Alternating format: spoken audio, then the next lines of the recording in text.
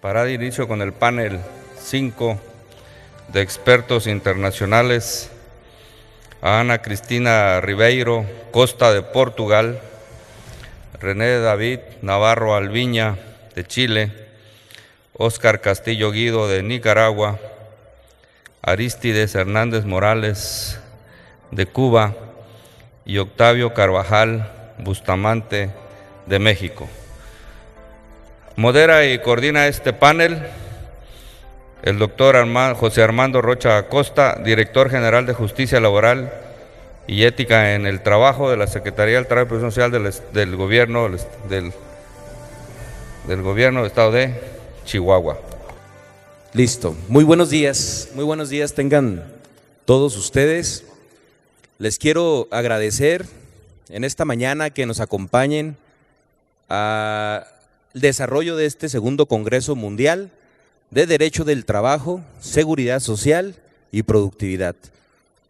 Primero que nada, agradecer a todos los asistentes el día de hoy, en este tercer día de estas actividades, y sobre todo a todos los que nos acompañan de las diferentes partes de la República Mexicana, así como de las diferentes partes del mundo.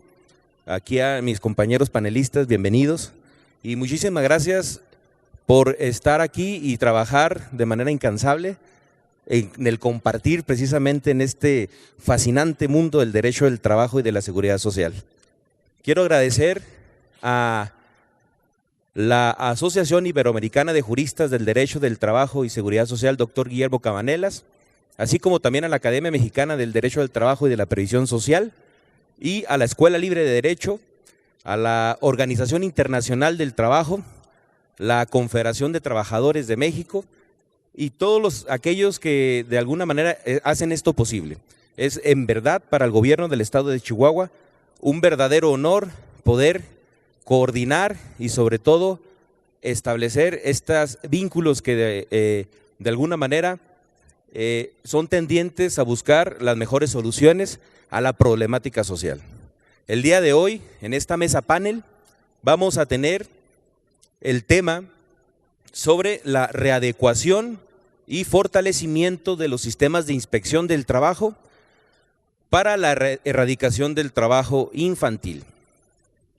Y como introducción quisiera comentarles que el fenómeno del tema del trabajo infantil y que de alguna manera para precisamente buscar ese anhelo de la erradicación del mismo, partimos de la premisa en el hecho de que a través de la revisión de los centros laborales o donde se desarrollen precisamente las relaciones de trabajo a través de la inspección, solamente a través de lo que se supervisa se puede medir y lo que se mide se puede controlar. Es entonces la importancia de este vínculo necesario de los sistemas de revisión y supervisión a través de las inspecciones o a través de la inspección del trabajo, que es como nos podemos dar cuenta de una realidad. Y a través de darnos cuenta de esta realidad es que podemos establecer políticas tendientes a la erradicación del uso de la mano de obra infantil.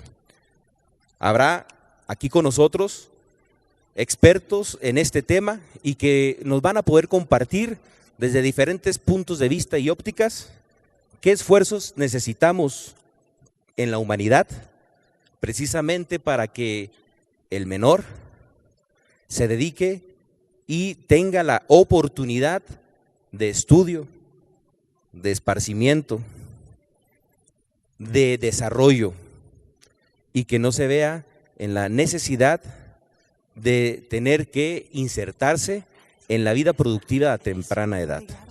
Yo les quiero agradecer y les comento que la dinámica de esta mesa panel va a ser la participación de hasta 20 minutos en las cuales nos van a compartir precisamente sus experiencias en este tema. Y quisiera iniciar, si ustedes me lo permiten, con Ana Cristina Ribeiro Costa, que voy a dar una breve semblanza de Ana Cristina. Estudió en la Universidad Católica Portuguesa, en la Facultad de Derecho de Oporto, Hizo su tesis doctoral de Derecho bajo el tema El marco jurídico de los riesgos psicosociales en el trabajo. Obtuvo un diploma de posgrado en Relación Jurídica de Empleo Público. Realizó un trabajo sobre los riesgos psicosociales en el trabajo, especialmente en los trabajadores. Actualmente es máster en Derecho Privado. Tomó un curso sobre especialización de la Ley de Seguros, Garantías, Derecho Europeo de la Competencia, Derecho Tributario. También pertenece a la Junta de Mérito de Becas recibidas para asistir a los maestros durante el curso de especialización. Bienvenida y adelante. Gracias. Gracias. No sé si están escuchando. Sí. Hola. Buenos días a todos. En primer lugar, quería agradecer sus palabras tan queridas y agradecer la invitación para estar presente hoy aquí. Es un honor muy grande, es un gusto especial estar en un país tan acogedor que es México. Una palabra particular para el profesor Ángel Guillermo Ruiz Moreno, que agradeciendo que me acepte en ese congreso, y espero estar a la altura de ese reto, de ese desafío. En segundo lugar, tal como ayer profesora Ruth Montero de Brasil ha dicho, yo soy portuguesa, hablo portugués y voy a intentar de hablar un poquito de español, pero me perdonen por mis errores, que con certeza serán muchos, pero voy a intentar porque creo que es la mejor forma de ustedes me comprenderán. Pero es lo que llamamos de portuñol, un portugués con una mezcla de portugués con español. Siendo la única europea en ese panel, para mí es importante dar un enfoque especial en el régimen europeo que nosotros tenemos en Europa y en particular en Portugal, que hay unas especificidades en materia de trabajo infantil.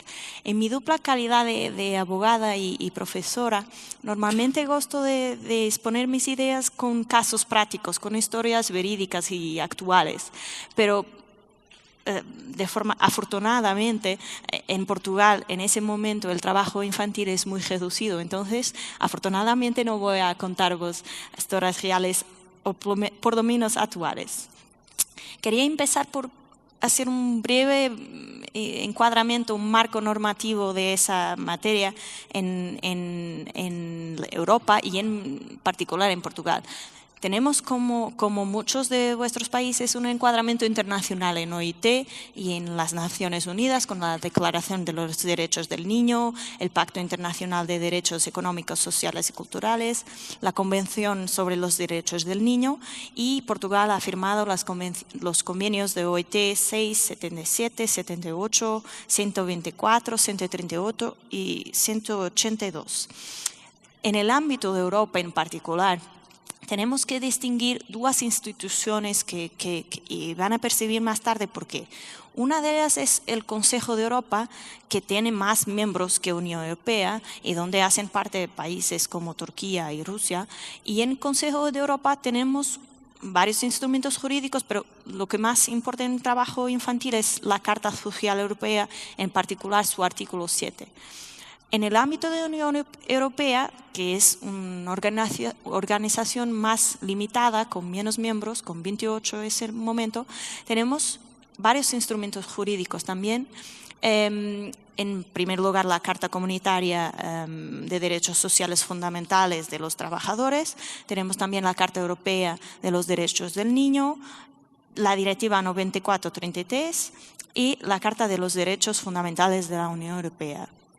Mira, la diferencia entre las dos instituciones es precisamente que los países no están vinculados a todas, hay países que no están vinculados a la Unión Europea, como Turquía, por ejemplo, entonces no va a estar vinculada a nuestros instrumentos jurídicos, a pesar de en ese momento se estar discutiendo la entrada de Turquía en Unión Europea. Finalmente, en Portugal tenemos también un marco normativo respecto de trabajo infantil. En primer lugar, nuestra Constitución prohíbe el trabajo infantil, lo que es una especificidad, porque en Europa pocas constituciones, tenemos la nuestra de Italia, por ejemplo, pero pocas constituciones se pronuncian acerca del trabajo infantil. Entonces, Portugal en eso es un buen ejemplo. Tenemos entonces la consagración en la Constitución, tenemos el Código de Trabajo, artículos 66 siguientes, y varias leyes, entre ellas la Ley 85/2009 con la educación obligatoria, que ha cambiado recientemente, y en ese momento tenemos la educación obligatoria hasta el 12º año, hasta 17, 18 años de edad. Y tenemos también los artículos 61 y siguientes de la Ley 102/2009 sobre salud y seguridad en el trabajo. Después de hablaros un poquito sobre ese encuadramiento, ese marco jurídico, quería hablaros de los antecedentes históricos y cifras en la Unión Europea. Inicialmente, la Unión Europea era vista solo como una organización para la integración económica de los países. Entonces, esa materia estaba un poco olvidada. Los derechos de los niños eran solo derechos derivados de los derechos principales de ciudadanía. Pero en 1990, a partir de 1990, en esa década, se empezó a desarrollar un poquito la legislación, en particular con la Directiva 94/33, que fue un marco importante en esa materia. Pero mucha doctrina legal dice que no fue suficientemente importante, que la directiva debía ser más arrojada, no sé si lo dicen, debía ser más ambiciosa, debía ir más porque la directiva era muy próxima, muy cerca de los trámites internacionales, no era más ambiciosa que ellos. Entonces, la doctrina criticó esa doctrina y critica aunque hoy. También el concepto de relación o contrato de trabajo que estaba en la directiva parece un poco restricto, no abarca relaciones más informales de trabajo. Y finalmente alguna doctrina critica que la directiva no habla de retribución, no establece que no debe haber discriminación en relación a la retribución de los menores de edad.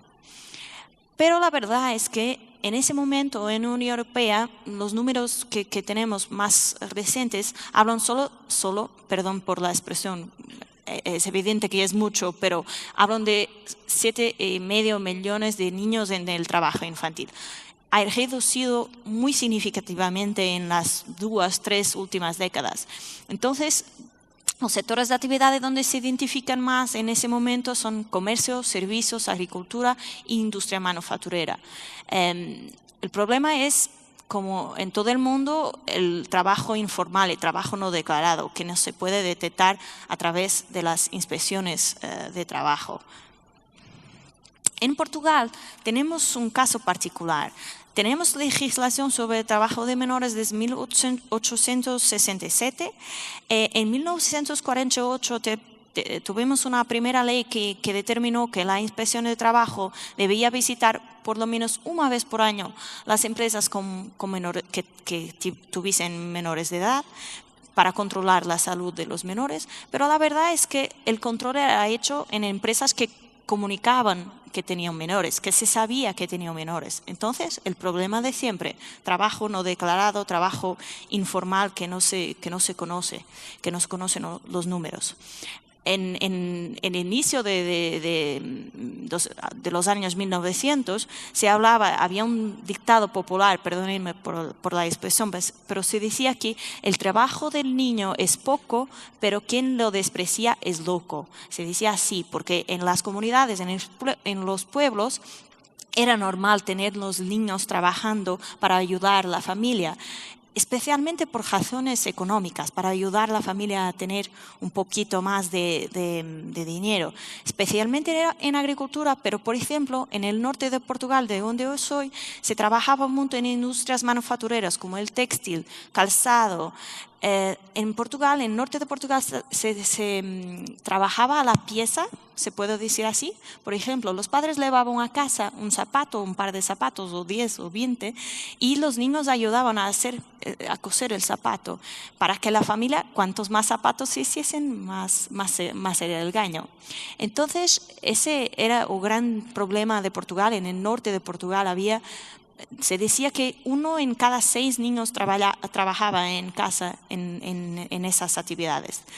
La historia que os puedo contar muy brevemente es que mi madre, que era profesora de ensino primario, trabajaba en una escuela en un pueblo y decía que los niños escondían los juguetes. Cuando iban de escuela a casa, escondían los juguetes en el camino entre escuela y casa, porque no podían jugar, no podían brincar, no podían jugar con los juguetes en casa. Los padres no los dejaban. Y llegaban a casa y tenían que trabajar, contribuir para la familia. La verdad es que en 1995, 1,76% de los niños estaban económicamente activos, entre 10 a 15 años. Esas eran las cifras oficiales. Podemos imaginar que las verdaderas podrían ser mejores. El gran cambio en Portugal fue cuando en 1998, en el ámbito del Consejo de Europa, no de Unión Europea, en el ámbito del Consejo de Europa, hay un mecanismo que es la actividad del Comité de Derechos Sociales, que va a controlar si los países miembros del Consejo de Europa están cumpliendo la Carta Social Europea, el artículo 7. En 1998, la Comisión Internacional de Juristas ha demandado a Portugal y ha dicho que Portugal no está cumpliendo el artículo 7. Tiene legislación, pero no está ejecutando, está incumpliendo. Ese proceso fue muy importante porque Portugal fue condenado. El comité dice que Portugal no estaba cumpliendo el artículo en la ejecución de la legislación. Para Portugal fue algo como una vergüenza, fue un poco incómodo estar visado en ese tipo de procedimientos, pero fue un motivo para cambiar todo y para ser un incentivo para que se cambiase, para que se mudasen las cosas. Entonces, en ese momento, como decía, las actividades en que había más trabajo infantil eran calzado, textiles, comercio, construcción y también trabajo no remunerado del hogar, en agricultura, actividades no económicas como cuidar de los hermanos, limpiezas en casa. Pero en ese momento lo que fue hecho fue un programa en 1998 por el gobierno, el programa para la prevención y erradicación del trabajo infantil, PETI, y ese programa articulaba varias instituciones. Era la ACT, a la altura Inspección del Trabajo, y también las municipalidades locales, las escuelas, las comisiones de jóvenes, todos se articulaban para encontrar los casos, porque muchas veces la autoridad de condiciones de trabajo solo va a encontrar en empresas, en organizaciones económicas, pero muchos de esos niños trabajaban en casa. Entonces, ¿quién podía denunciarlo? Las escuelas, cuando sabían, las municipalidades, los vecinos. Entonces, ese programa aproximó todas esas entidades, todos se unieron para traer los niños a la escuela y hacer con que los que estaban en la escuela no tuviesen trabajo en casa y los que no estaban en escuela viesen para la escuela. Un otro programa en 2004 continuó ese trabajo, el Plan para la Eliminación de la Explotación del Trabajo Infantil, PETI, y ese programa terminó en 2006. Y vamos a ver en las cifras que vamos a ver de seguida, vamos a ver que ha cambiado un poco. Finalmente, en 2009 tenemos un programa para inclusión y ciudadanía, pero en ese programa la Inspección de Trabajo no tiene más intervención, porque de verdad en ese momento se reconoció que el trabajo infantil había disminuido significativamente, no es totalmente erradicado, pero no es tan que justifique en ese momento un plan específico. Entonces, esos dos planes de 1998 y 2004, en principio, han sido suficientes para eliminar de forma significativa, reducir de forma significativa el trabajo infantil en Portugal. Pueden ver en esas cifras que vos presento, no sé si se pueden leer, pero si pueden verificar el primer programa inició en 1998, el segundo en 2004.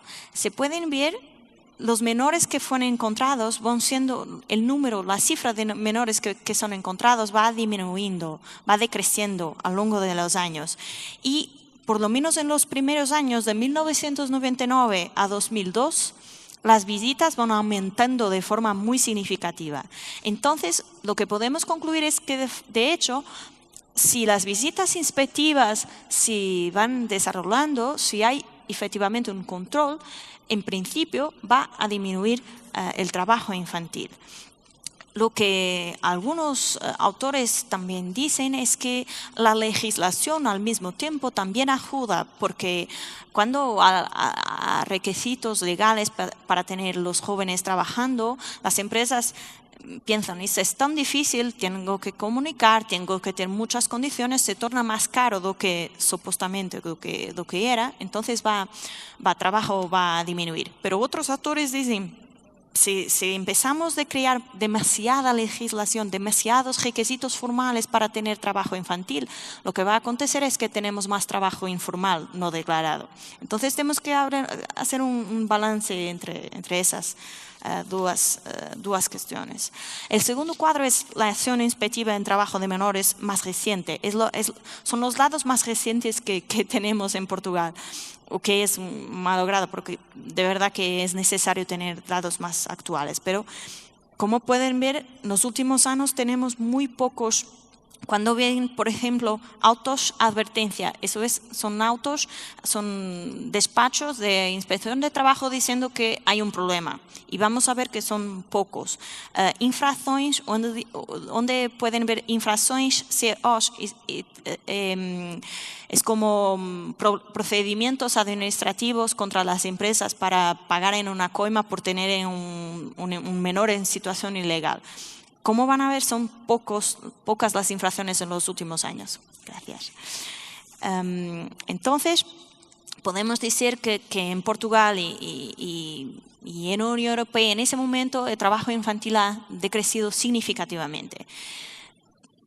De cualquier modo, yo veo algunos retos para el futuro, algunos desafíos. En primer lugar veo un desafío que se relaciona con la responsabilidad de Portugal y de la Unión Europea con otros países. En primer lugar, en la Unión Europea se discute, se habla, si la Unión Europea debía, por ejemplo, intentar procedimientos y tener sanciones económicas para empresas europeas que trabajen con empresas europeas o no de otros estados que tienen trabajo infantil, prohibiendo el acceso a financiamiento, prohibiendo que reciban subsidios económicos para que no se incentive de forma alguna el trabajo infantil.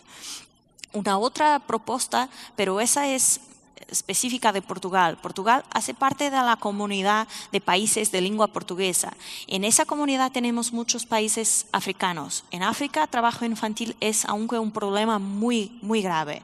Las empresas europeas, las empresas de las instituciones portuguesas con relaciones con esos países tienen también que dar su ejemplo de no tener trabajo infantil. En ese momento, ese año de 2016 es el año de combate al trabajo infantil para la CPLP, Comunidad Portuguesa de Países Lusófonos. Entonces, en ese momento Portugal y Brasil también están siendo un ejemplo para esos países africanos que tienen aunque mucho trabajo infantil. Finalmente, un otro problema y que fue hablado por el profesor Hans Reinhardt antes de mí es la entrada en Europa de millones de migrantes que ven del norte de África, pero especialmente de Siria, Afganistán y Pakistán. En ese momento, en 2015, las cifras oficiales son 1.700.000 migrantes que entraron en Europa solo en 2015. Pero la Europol ha dicho muy recientemente que en ese momento 10.000 menores de edad están desaparecidos. De esos números que llegaron a Europa no se sabe dónde están 10.000 menores. Y el miedo es que, claro, están entregues a redes de tráfico, de prostitución infantil y mendicidad. Entonces, para mí, ese va a ser el problema de Europa en los próximos meses, en los próximos años. Vamos a tener muchos menores de edad en esas redes trabajando y como los números, las cifras son difíciles de acompañar, va a ser difícil de resolver ese nuevo reto.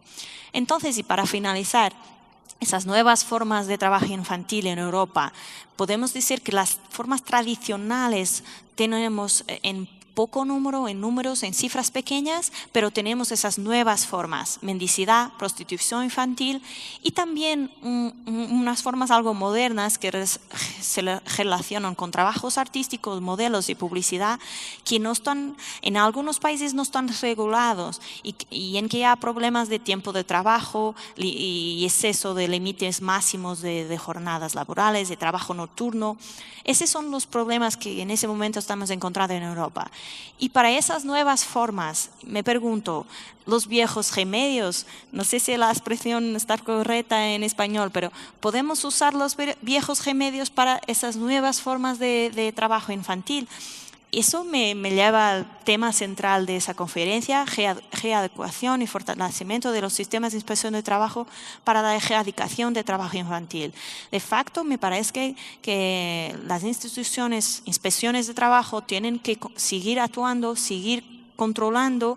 Es muy importante que lo hacen, pero en mi opinión, y dado el ejemplo que tenemos, por lo menos en Portugal, es muy importante la articulación con la sociedad civil, con las instituciones, municipalidades, policías, escuelas, comisiones de menores, asociaciones de caridad, todas las instituciones que pueden ayudar a erradicar esa materia. Muchas gracias por todo y estoy a la espera. Gracias.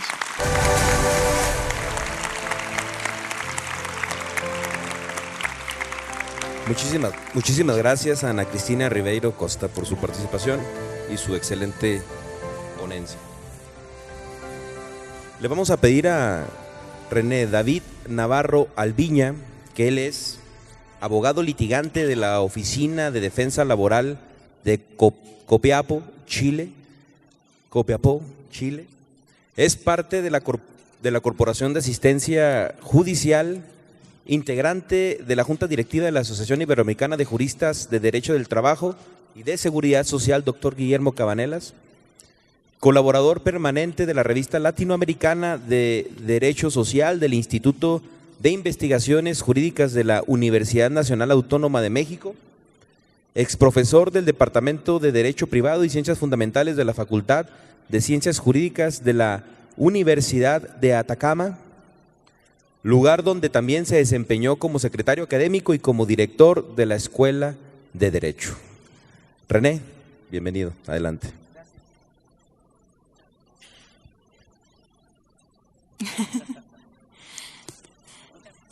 Tengo que cambiar. Bueno, conversamos acá nosotros. Si quieres, mi está funcionando. Está perfecto. ¿O le damos con ese? ¿No está bien? Ahí sí. ¿Funciona ahora? ¿Se escucha? Bueno, gracias. Les quería contar muy breve que cuando en la universidad un alumno damos pruebas orales y un alumno o alumna antes lo había hecho muy bien, era muy difícil para el que venía tratar de hacerlo mejor. Yo creo que Ana Cristina Ribeiro Costa de Portugal lo hiciste excelente, entonces me dejaste la vara ahí un poco alta. Te felicito de verdad y tu trabajo fue muy completo. Antes de hacer los saludos, quería que reflexionáramos en lo siguiente. El tema del trabajo infantil sirve para preguntarnos con mayor fuerza para qué sirve el derecho en general. ¿Qué es esto del derecho? ¿Para qué nos va a servir? ¿Cómo podemos con el derecho ayudar a solucionar problemas que son de raigambre cultural demasiado enraizados? Ayer fui a comprar a una farmacia que tiene el nombre de Guadalajara, ¿puede ser? ¿Está bien? Ay, bueno. Y vi un niño empacando. Un niño. Y lo que uno hace es pasar una moneda, ¿cierto? Aquí nosotros lo hacemos. Yo ayer lo hice. pero ahí estamos siendo cínicos nosotros mismos. Eso no corresponde, bajo ningún aspecto. Uno lo hace por costumbre. Volvemos al tema de la cultura que está detrás es demasiado fuerte. Vamos de ahí, ojalá, a reflexionar también en los niños de la pizca, que creo que a ustedes, los chihuahuenses, les debe hacer sonido, ¿cierto? Es segunda vez que estoy en este Congreso Mundial y de verdad volver a Chihuahua es un desafío muy importante porque Chihuahua, y es verdad, es muy parecida a la ciudad de donde yo vengo, de Copiapó. Y por eso tengo mucho cariño por Chihuahua, por su gente y por quienes viven acá. Quiero agradecer entonces a las autoridades de Chihuahua, al secretario del Trabajo, don Fidel Pérez Romero, que está en la organización, las demás personas también de la organización, y muy especialmente a mi maestro, don Ángel Guillermo Ruiz Moreno, de la Asociación Iberoamericana de Juristas de Derecho del Trabajo y la Seguridad Social, y a todos mis colegas también. Decíamos recién que Chihuahua, vamos a hablar de Chile por cierto, Chihuahua es una zona que vive y sufre el trabajo infantil, de jornaleros y también de la pizca. Por ello, ver la experiencia de otros países servirá para erradicar desde acá, desde Chihuahua, el trabajo infantil. ¿Por qué? Porque si ustedes lo ven en la imagen, el trabajo infantil repugna. El trabajo infantil es algo que no solamente las inspecciones del trabajo debiesen erradicar. El trabajo infantil es un deber de todos nosotros, no solamente de la juridicidad, porque no todo se resuelve con el derecho. El derecho es solamente un instrumento, una herramienta. Como decía recién Ana Cristina, un remedio. Pero no necesariamente ese remedio va a atacar esa enfermedad. Lo que necesitamos es ir a las causas, a los orígenes de esa enfermedad, para erradicarla, para extirparla. Porque se decía, ¿cómo fortalecemos? El tema central de la exposición es cómo fortalecemos a las inspecciones del trabajo para erradicar el trabajo infantil. Creo yo, con todo respeto, que ya las inspecciones del trabajo no debiesen meterse en este tema. Y así, ¿pero cómo? Porque debiésemos imitar lo que pasó en Portugal. De a poco, las inspecciones del trabajo fueron retrocediendo. ¿Por qué? Porque una inspección del trabajo fiscaliza la legalidad de las relaciones laborales. Y aquí no estamos en el marco de la legalidad.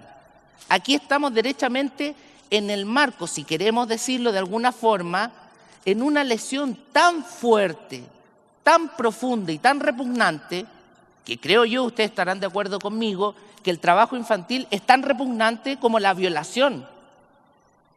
Desde ese punto de vista, tal vez, en países como los nuestros, en países latinoamericanos, debiese no ser el derecho laboral el encargado de dar juridicidad a este tema, sino el derecho penal, para establecer sanciones, incluso sanciones a nosotros mismos y a los padres. ¿Por qué? Porque ahora quería volver al tema de la pizca. Ustedes saben mejor que yo de eso, ¿cierto? Me decían que hay pizca se supone que es recoger, ¿cierto? ¿Está bien? Sí. Ahí casi se me sale el micrófono a los Chayanne. Yo decía, voy a bailar un rato con él. Bueno, ¿conocen a Chayanne? Sí. Claro. A ver, hay pizca del arroz, ¿cierto? Pizca de frijoles, nosotros le decimos porotos a los frijoles.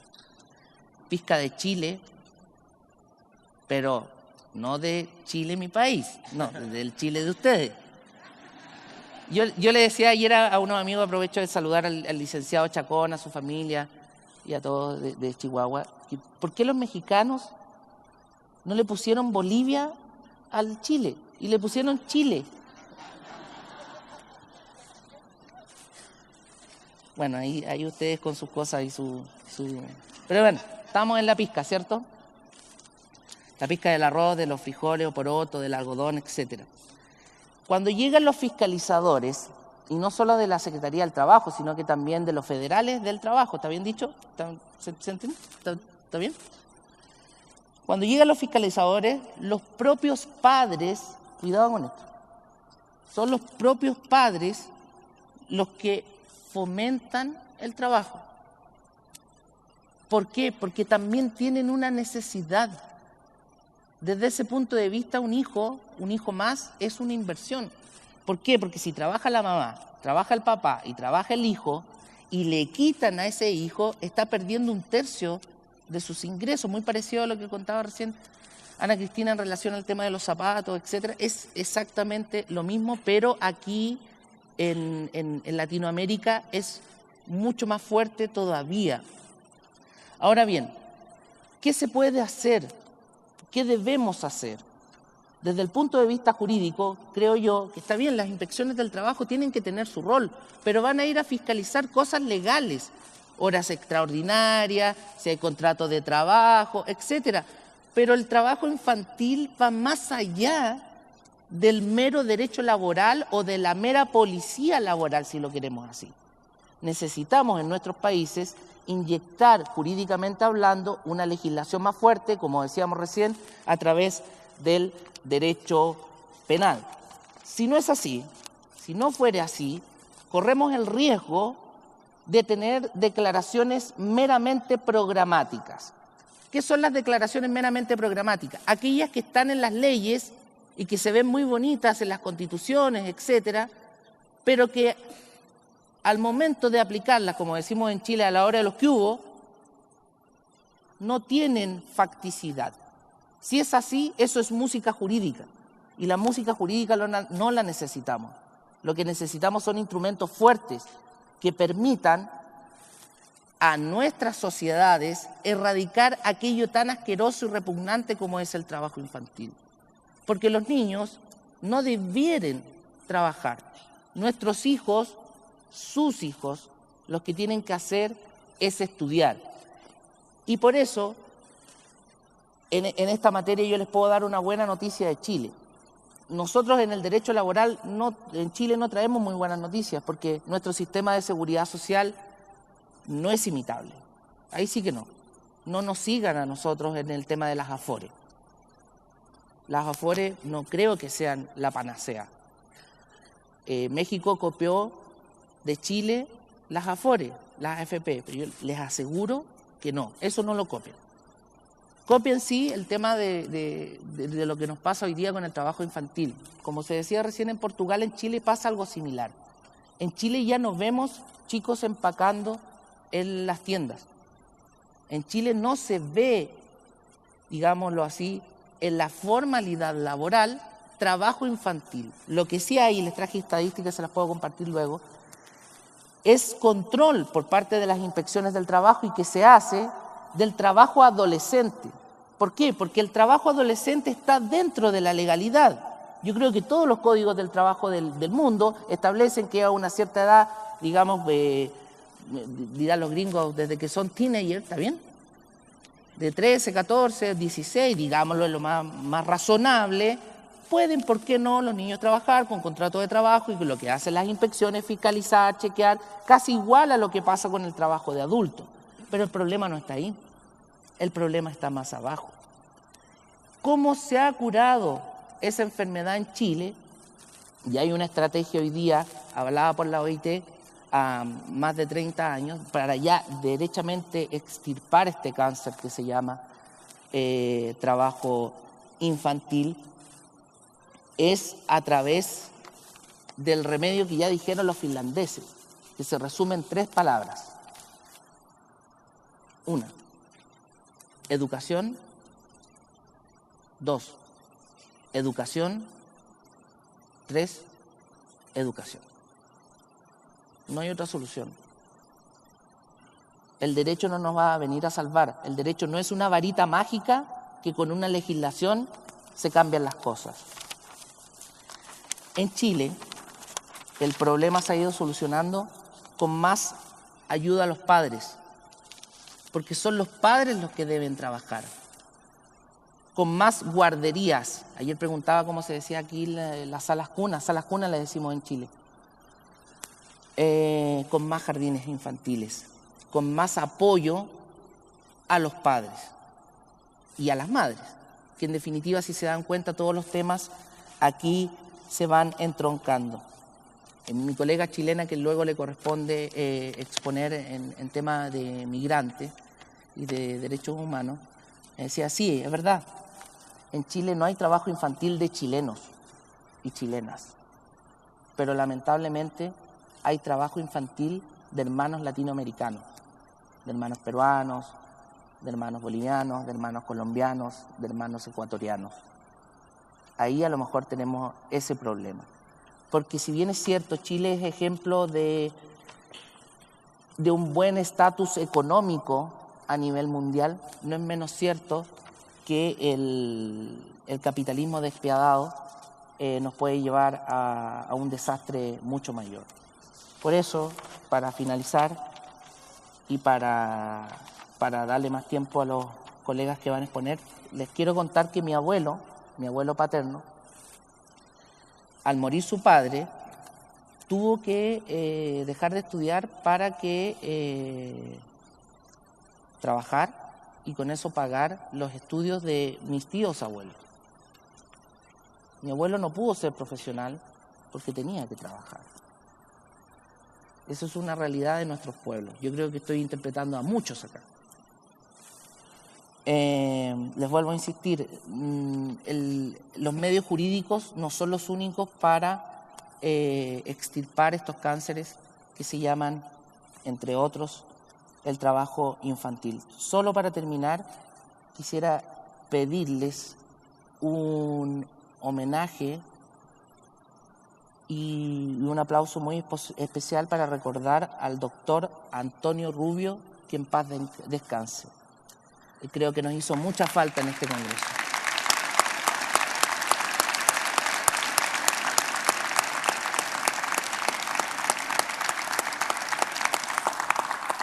Y saludando a las personas que son nuestros maestros, en este caso el mío, mi abuelo, y el de ustedes a lo mejor lo fue Antonio, quiero agradecerles y Alá, que significa Dios quiera, ahí nos veamos de nuevo.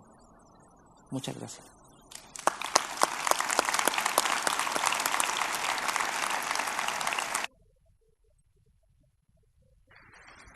Muchísimas gracias, René. En verdad, muy buenas reflexiones en el tema del trabajo infantil. Y bueno, pues para continuar con esta mesa panel, quiero presentarles a ustedes a un hermano de Nicaragua, Óscar Castillo Guido. Óscar es abogado y notario público. Tiene su licenciatura en Derecho de la Universidad Centroamericana, maestría y especialidad en Derecho Local, Universidad de Barcelona, doctorado en Derecho Económico por la Universidad de Olavide, Sevilla, España, coordinador de la Comisión Jurídica del Consejo Nacional de Universidades, CNU, decano de la Escuela de Ciencias Jurídicas y Políticas, asesor legal y secretario general de la Universidad Politécnica de Nicaragua, experto en Derecho Constitucional y Administrativo, experto en Derecho Municipal y Derecho Parlamentario y también asesor legal de instituciones públicas y privadas. Óscar, bienvenido y adelante. Muy buenos días. Antes que nada quiero agradecer a Ángel Guillermo y a Julio Camacho, dos hermanos y amigos entrañables que por mucho tiempo acompañaron nuestros congresos nacionales en Nicaragua de Derecho del Trabajo y el Iberoamericano de Derecho del Trabajo, por haberme invitado a este segundo Congreso Mundial del Derecho del Trabajo, y a las autoridades de gobierno de Chihuahua y a todos los presentes, y en especial a una delegación que anda de Nicaragua, de 3 colegas que andan por ahí, mis saludos y mis afectos. confesándoles que no soy laboralista, pero como dice el refrán, mejorado por mí, el que con laboralistas anda, a laboralista aprende. Así que me ha tocado andar con tantos amigos, con Aristides y con tantos aquí, Martita, Cleopatra, que han visitado Nicaragua y otros, si se me olvidan los nombres, por favor, pero recuerden que les tenemos mucho cariño a ustedes allá en Nicaragua. Y ahora que me ha tocado viajar mucho a México, la primera vez que vengo acá a Chihuahua, que es una ciudad tan linda, tan bonita y tan fría, pero no de frialdad, sino de un frío rico, pues en Nicaragua 36 grados es lo más fresco, creo, a veces. Este tema de los niños yo quisiera hacerlo de manera más bien reflexiva sobre el trabajo infantil, y como aprendiz quisiera mencionar estas reflexiones a partir de luego unas sugerencias y responder a la pregunta que nos hacía Tomás ayer sobre qué hacer sobre el tema de legislación en materia de trabajo infantil. Y voy a tomar como punto de referencia los dos convenios clave que me parece a mí el 182, que es el que habla sobre la evitar las peores formas de trabajo infantil, y la recomendación que se hace al convenio 138, creo que es la 146, que habla de unas políticas, y ahí sobre las políticas es que me quiero concentrar, porque como bien decía nuestro buen amigo de Chile y nuestra buena amiga de Portugal, no es el derecho el que va a resolver solamente el problema, sino que me parece a mí que se requiere temas integrales con referencias a políticas que no sean meros enunciados de tratados y convenios, sino que en la práctica se asuman como responsabilidades alrededor del tema del trabajo infantil.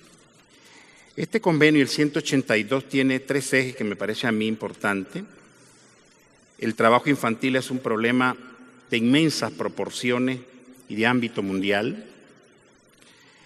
Es necesario mejorar los convenios sobre trabajo infantil existente, y el objetivo para erradicar el trabajo infantil debe ser a largo plazo y debe ser como necesario resultado la abolición efectiva del trabajo infantil, plantea este convenio 182. Pero el problema que yo me hago y la pregunta que yo me hago es, ¿qué ha pasado hoy? ¿Cuál es el largo plazo? ¿5, 10, 15, 100 años?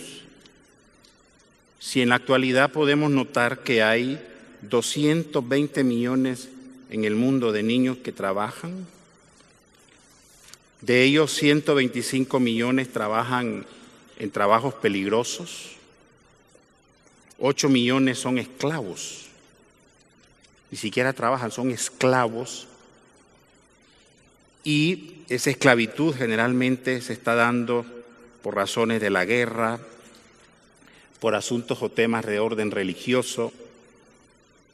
Se está explotando sexualmente a los niños como un flagelo actual. Y la verdad es que la guerra es uno de los principales causas. Y qué lamentable que en la guerra realmente los que mueren siempre son los niños.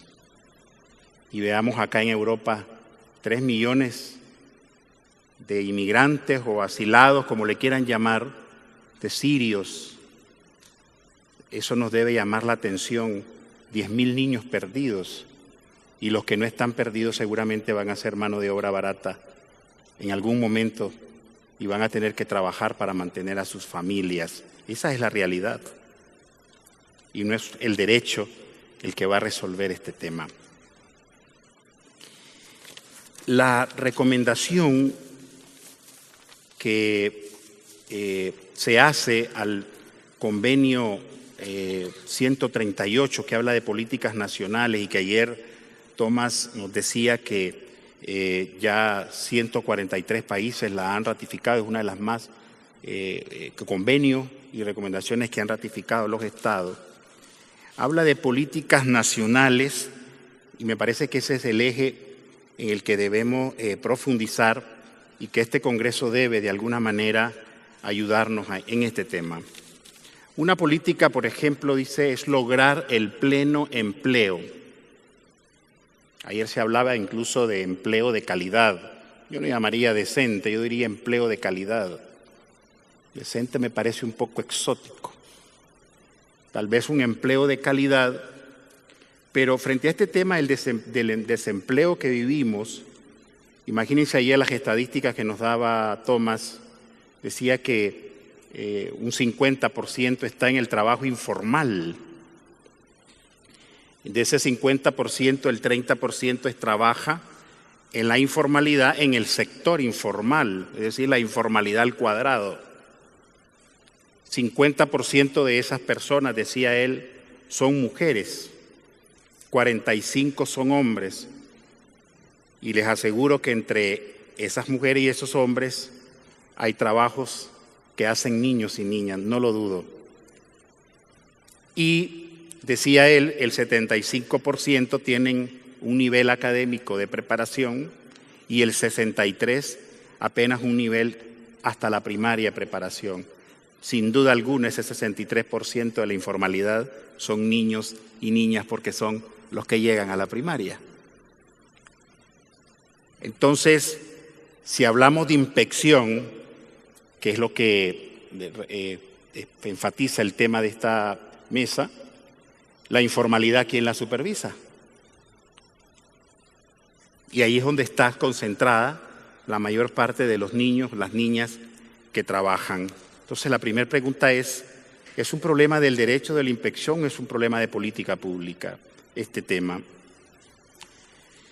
Además, hoy en día se anuncia en la televisión, en los principales programas de debate sobre el tema del empleo, que para el 2025 la robotización habrá desplazado 5 millones de empleos, más seguramente informalidad habrá luego, porque no se ha dicho todavía qué tipo de empleo va a sustituir a esos 5 o 7 millones que saldrán del empleo formal, porque la tecnología y la robótica les está reduciendo sus empleos. ¿Habrá coherencia entonces entre ese crecimiento? ¿Habrá un equilibrio entre la tecnología y eso? ¿Y cuántos de esos niños van a tener que asumir trabajo porque sus padres los van a terminar desempleados por la robótica? Ayer me hacía una reflexión y decía, ¿por qué no les pedimos a los que inventan robots en Japón, en Singapur, en China y en Estados Unidos que inventen robots para que sustituyan el trabajo de los niños? Que sean los robots que hagan ese trabajo duro que hacen los niños y no los niños, los seres humanos. Para ello debería mejor, creo yo, la robótica hacer un buen trabajo y eso lo haría con un rostro humano. Habla de una extensión progresiva de medidas económicas y sociales destinadas a aliviar la pobreza. Y nos dicen las estadísticas y la revista Forbes y nos dicen el celuloide de la televisión y de los estratos más altos sociales que 62 personas controlan la riqueza de 3.500 millones de pobres. Ahí andan en esos 3.500 millones de pobres, esos 220 millones de niños que trabajan en el mundo. Entonces, hay coherencia, hay efectivamente equidad entre esa riqueza que generan pocos y que se la quedan ellos y riqueza que luego se distribuye poco para muchos que son pobres. Una extensión progresiva y sin discriminación de la seguridad social y de las medidas de bienestar social. Creamos códigos de familia, códigos de la niñez, leyes especiales de la niñez y comienzan con principios una serie de políticas que en la práctica no se llevan ni se ejecutan como política, a menos en América Latina. Eso es un diario vivir. Yo pongo el ejemplo en mi país, por ejemplo, en el Código de Familia, que una de las instituciones que más protege es el tema de los alimentos, que la mayoría de los hombres llegan al juez a decir que no trabajan, no tienen trabajo y que no pueden pagar alimentos. Entonces, ¿quién va a trabajar? Los hijos junto con su madre, que son abandonados. Y eso, verdad o mentira, pero las estadísticas de la CELAC dicen que 20 millones de hombres no trabajan o no tienen empleo en América Latina. Bueno, seguramente esos 20 millones tantos llegarán a los juzgados de familia a decir que no tienen trabajo.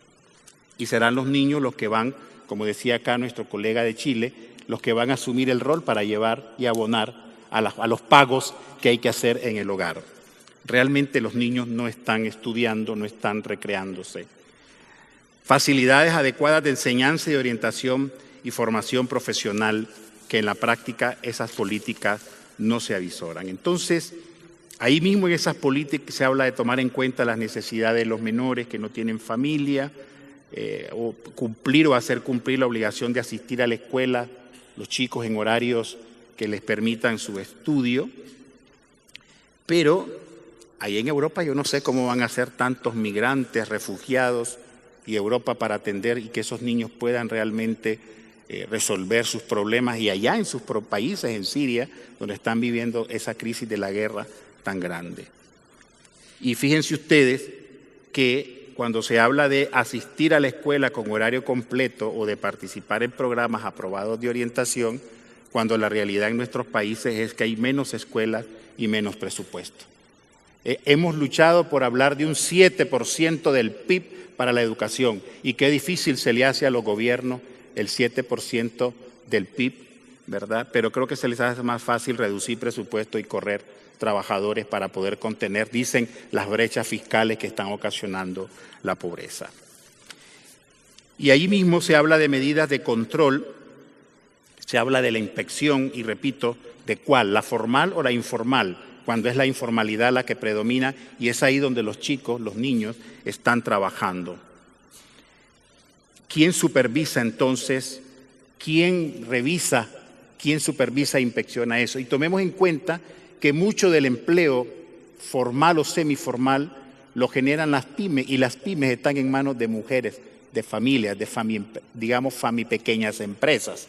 Están las madres trabajando en zapatería, talabartería, agricultura, y que la mano de obra es la de los niños o los chicos.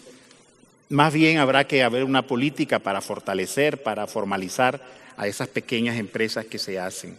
Sí coincido con mi compañero de Chile, aunque estoy en contra de penalizar el derecho penal, pero pareciera que necesitamos no solo un código de familia, un código de la niñez, sino que también un código penal que penalice al empresario o al que no es empresario, que contrata o que no contrata, sino que explota a los niños, y crear incluso tribunales nacionales especiales para que se encarguen de hacer ese trabajo de castigar y sancionar a los que abusan del trabajo y de los niños. Y eso hacerlo de manera transversal con el Código Penal, Código de la Niñez, entre otras cosas. Para finalizar, yo quiero hacer algunas recomendaciones y contestar la pregunta que hacía ayer Tomás. Con esta idea comenzaron. Los niños y niñas no deben trabajar, deben aprender a trabajar. Y para ello, primero, deben divertirse, luego estudiar, después profesionalizarse, y cuando ya alcancen una edad, puedan ahora sí tener un trabajo digno, de calidad, pero no al revés, trabajar indignamente y quizás, si sobra el tiempo, divertirse. Y para ello, entonces, para erradicar ese trabajo infantil y contribuir a una política nacional efectiva, sugiero resolver con medidas sociales verdaderas, sinceras y de compromiso global el tema de la estructura de la pobreza, las desigualdades y la equidad de género. Atender de forma integral el tema de la educación y la salud, la recreación, para que los niños estén seguros y no tengan que trabajar. Asegurar un empleo pleno a los mayores, enfrentando y buscando opciones de empleabilidad frente al desarrollo vertiginoso de la tecnología. Que esta nueva era tenga un rostro humano y no de una máquina.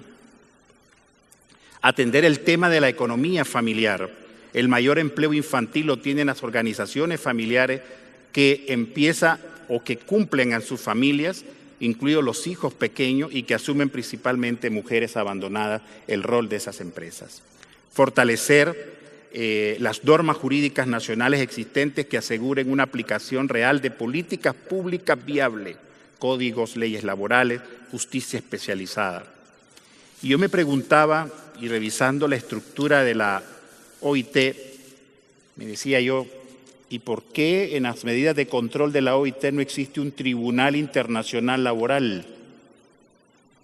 Hay un penal, está la Haya para problemas de orden territorial, etcétera, pero no tenemos un tribunal internacional. ¿Por qué el Consejo de Administración tiene que nombrar a 3 personas para que atienda un problema si podemos tener un tribunal internacional laboral que castigue, sancione a los estados, a los empresarios e incluso a los sindicatos que a veces callan el tema del trabajo infantil, ¿verdad? Y no dejar solamente en gobiernos, estados, trabajadores y sindicatos, sino dejar también este tribunal internacional.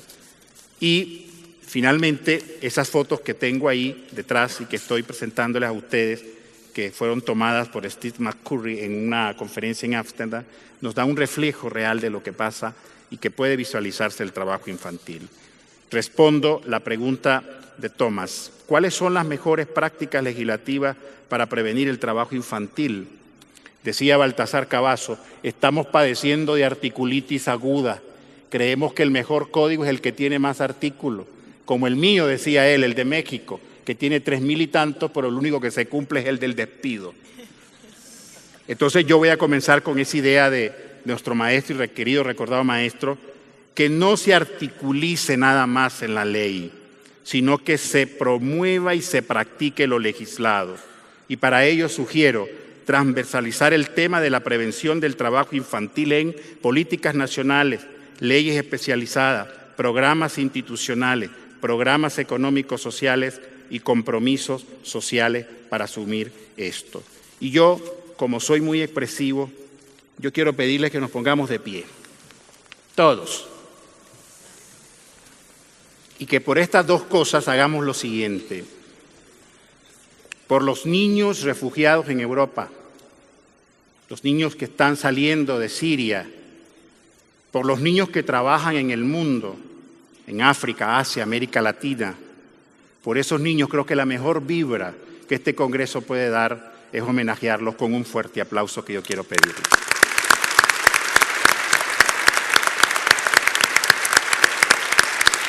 Muchas gracias.